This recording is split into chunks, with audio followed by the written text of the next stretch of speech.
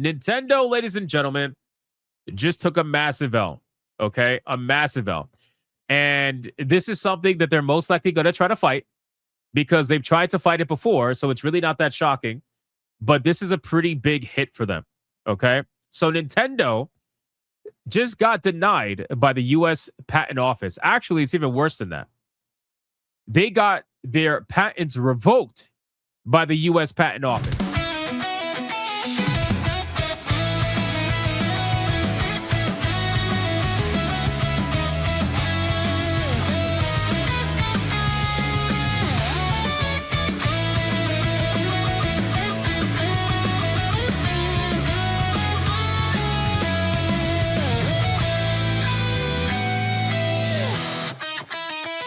Because the U.S. Patent Office initially approved these patents, and then due to one particular person in the patent office, I forgot his name, forgive me, but I know they have it here somewhere in the article.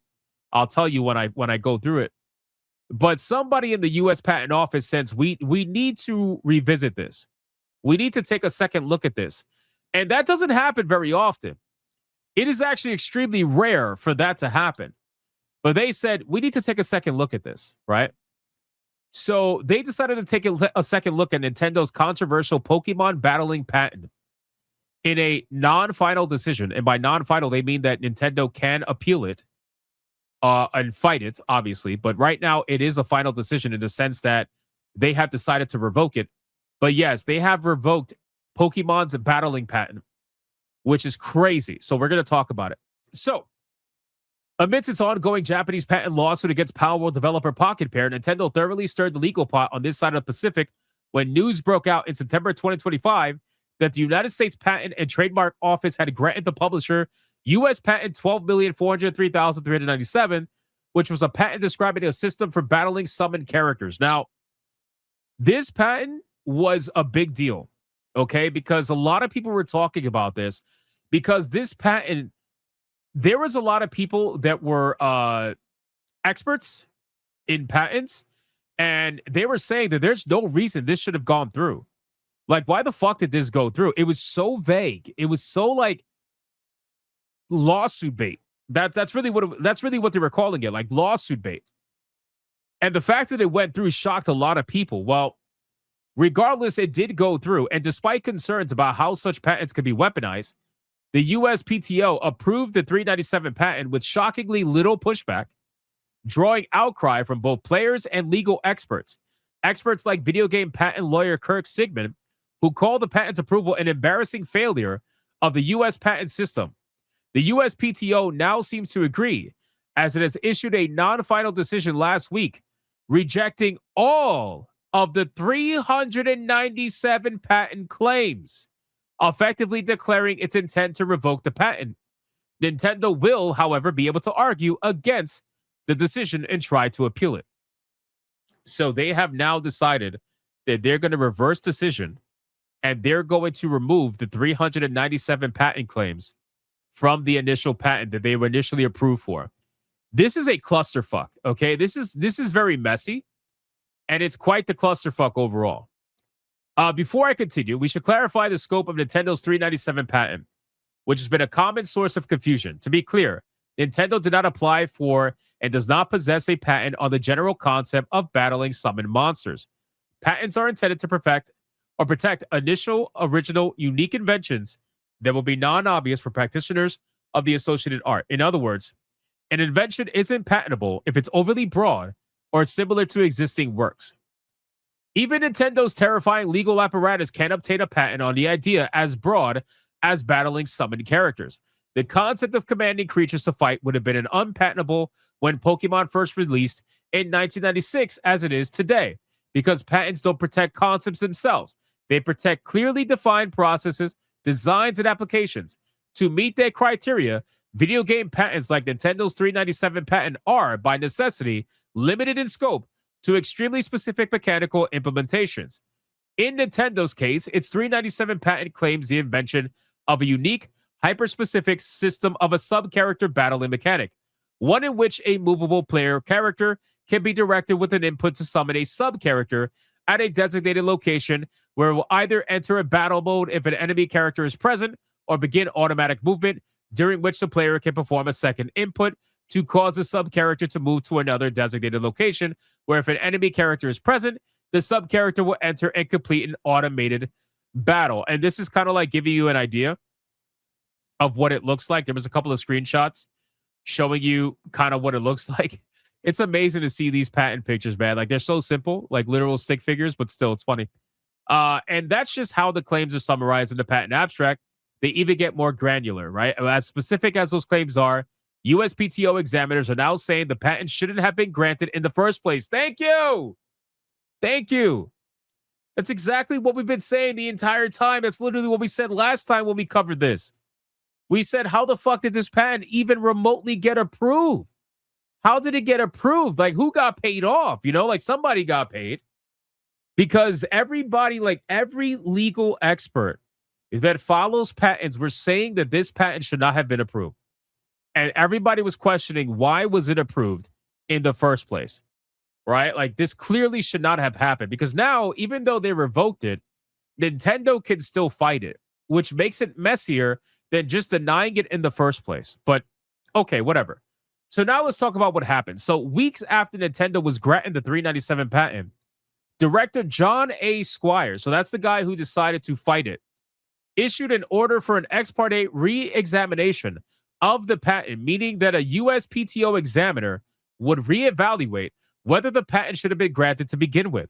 It was a noteworthy order because, unlike most EPRs that are initiated in response to requests from external parties, the 397 patent re-examination was ordered under the USPTO director's own initiative, indicating that the case was now the subject of intensive USPTO scrutiny. So he said, fuck that. I think there's something wrong with this, so we need to check this out and see whether or not this should have been approved or not. Because now what they're doing is they're looking at Nintendo and they're saying, you guys are really trying to do something ridiculous here. We're going to keep a close eye on you. And now, after taking a second look at it, they realize that, well, they should have done this in the first place.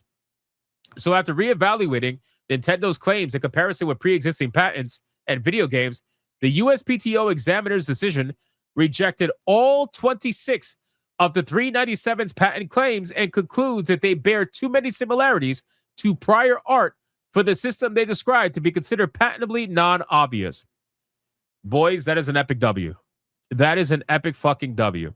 So basically, they're trying to say that you guys are trying to be too overly broad, and you're going to affect video games like Digimon, for example.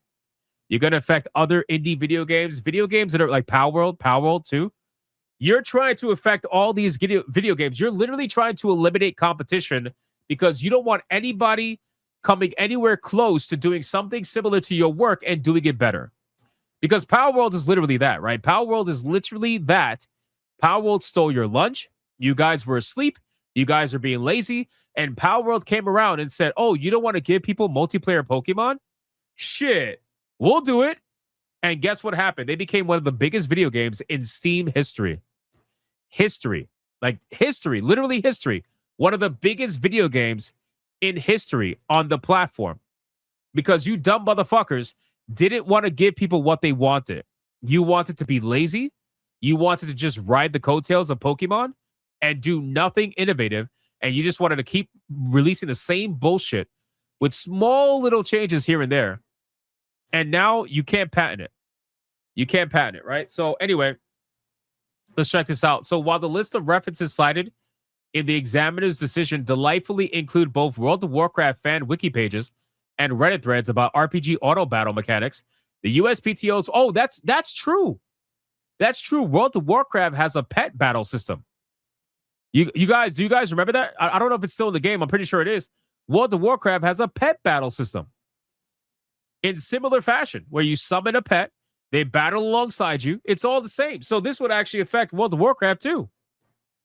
But anyway, Reddit threads about RPG auto battle mechanics. The USPTO rejection relies primarily on a set of 4 pre-existing video game patent applications describing systems resembling those in the 397 patent.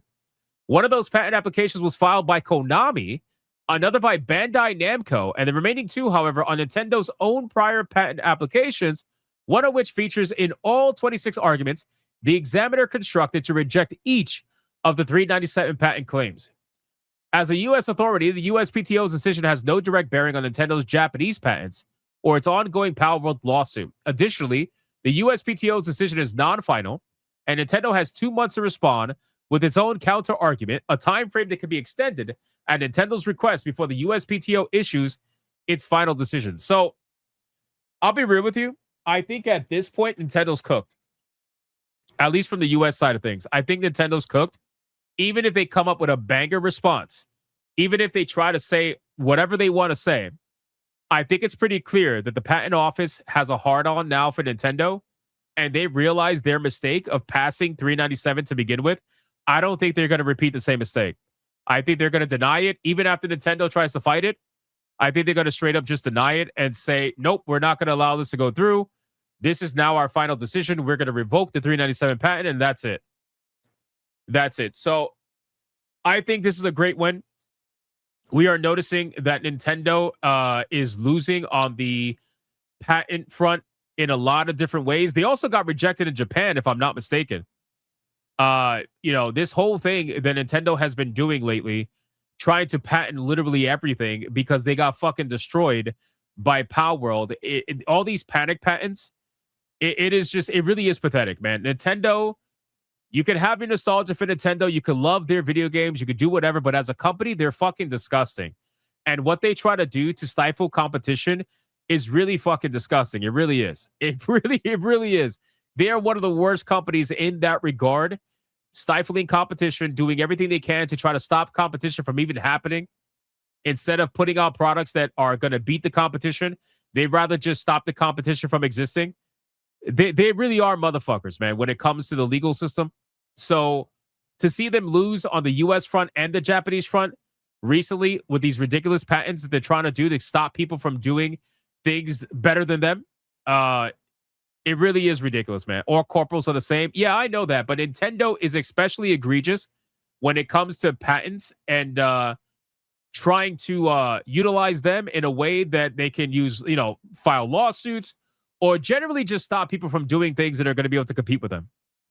That's really what it is. So, in any case, this is a great story. We're going to follow up on this as time goes on. We're going to have a couple of months, obviously, before they respond. I'm sure Nintendo's going to draw it out.